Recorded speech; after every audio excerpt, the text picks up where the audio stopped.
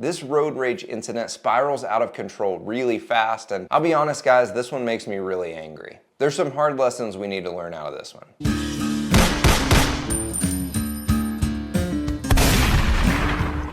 What is up guys, Will Workman here with Self-Defense Encounters, here to give you a real world example of how to protect yourself. Before we get into this one, don't forget to like and subscribe down below so that we can get this content past the algorithm. I'm going to show you guys the news story with some narration so you have a little bit of context, and then we'll talk about the important lessons that you can learn out of this. Tonight, the victim told me it is a miracle this wasn't worse. She's in a lot of pain, but thankful to be home after being slammed to the ground. And we have to warn you, the video is disturbing to watch. By the time I was realizing I was in the air, and I thought to myself, like, I might die right now. The road rage attack was so violent, Haley Suarez says it's a wonder she's home from the hospital. This morning, police say a man is seen on cell phone video snatching the petite mom of 2 young kids out of her car, picking her up, and then slamming her head first on the ground. It was like a weird sensation I felt on my face. And that's when I realized I was on the ground, and I rolled over and there was blood dripping all over my hands. And pictures showed the brutal aftermath. Haley suffered a very serious injury to her skull and eye socket.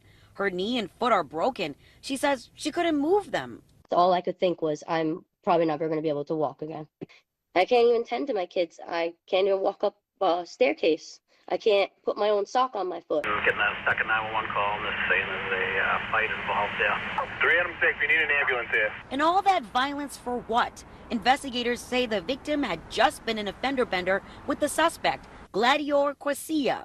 He was just being a jerk off on the road. Haley says she accidentally hit his car from behind along Route 1 and Route 1A. After the crash, witnesses say Quasia banged on Haley's car, yanked her from her car, and that's when he grabbed her and threw her down on the pavement. I don't know if he was having a bad day. I don't know what that was. But if that's the type of person he is, then I don't think he belongs in society with the rest of us. Given how Haley's day started, she's thankful she can see her 1-year-old and 8-year-old children again. Nothing else really matters in life except for the people you love that are close to you.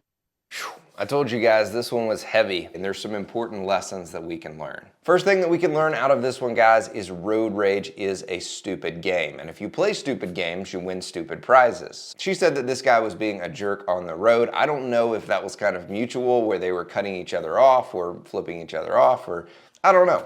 This one seems like it definitely started with road rage, as most of these roadside fights usually do. Now, if you are in a car accident or road rage and somebody is getting out of the car, banging on your car, and they are clearly agitated, do not get out of the car. I feel like that should go without saying. But when it comes to hand-to-hand fighting, a locked car is an incredible barrier. Unless they have a weapon where they can break through the window, it's gonna be pretty hard for them to get in there. Now this guy was kind of a giant, so I don't know, maybe he could have busted through. If somebody's getting out and they seem like they want to fight, they're hitting your car, it's a great time to get it in reverse and get the heck out of there and call the police. Even if you rear end somebody, guys, if they are getting out of the car, make sure that they are not wanting to jerk you out of the car and fight you before you get out. You could even just roll the window down a little bit and say, hey, I've got my information, I'm on my phone with the police, is everybody okay? And just do it that way. Don't get out of the car unless you really feel safe. Now let's talk about the attack itself. Now all we have is this little bit of cell phone footage. So guys, I really don't know how he got her out of the car or if she jumped out on her own,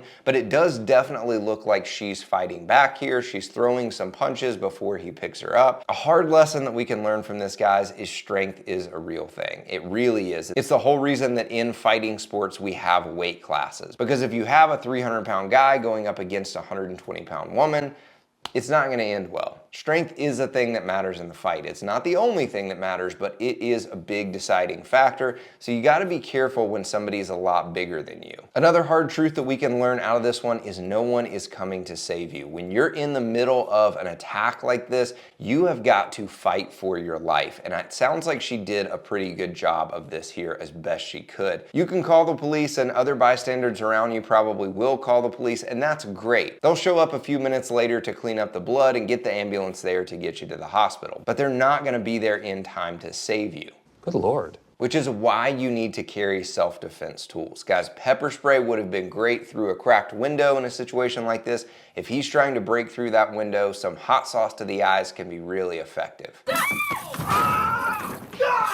I also think there's an argument to be made here for disparity of force, which basically means if somebody is attacking you and they are significantly stronger or more capable than you are, then you could potentially use deadly force. Now, this is an argument that can be made in court. I will say it has to be pretty black and white. Now, let's say someone in a wheelchair is attacked by someone who's fully capable. They could potentially use deadly force. I'm just having a bad day. Yeah, bad day? Yeah. It's about to get a whole lot worse. Or someone who's very old and disabled and they're attacked by someone much bigger and stronger. Or like this situation where this very small young lady is attacked by a huge strong man. If she was carrying a handgun in this situation, she may have been justified in drawing that handgun and stopping him. Thank God that she's all right, that she survived this attack and is recovering. And I hope this guy has some time in prison to think about his choices. I want to hear from you. What tools do you carry every day for your protection? Let me know in the comments down below. If you gained value from this video, then don't forget to like and subscribe down below, and we'll see you next time.